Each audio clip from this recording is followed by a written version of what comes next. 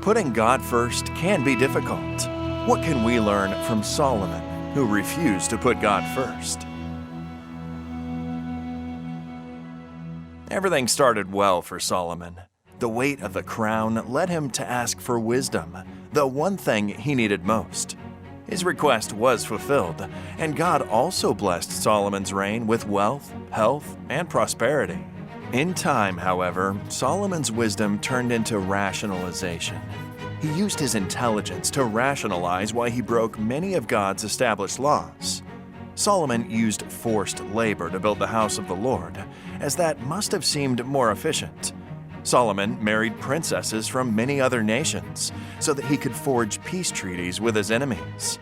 Solomon built altars to his wives' gods as a way of welcoming them into his kingdom.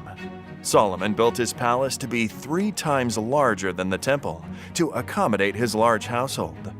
God has given the laws that lead to long-term prosperity and peace, but Solomon used his intellect to bend them according to his pleasure. Solomon did not put God first, and Israel was divided into 2 kingdoms within months of his death. Today, highly intelligent people are still rationalizing the breaking of God's law and other of God's requirements, like tithing, for instance. Putting God first means taking His word seriously in all aspects and following it. The simplicity of a child following a loving parent's instructions is perhaps the best antidote to our own demise.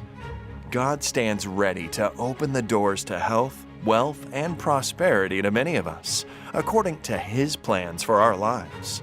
Sometimes God keeps a door shut because our faith and future would be compromised if we were to walk through it. God's faithfulness evokes our response as stewards.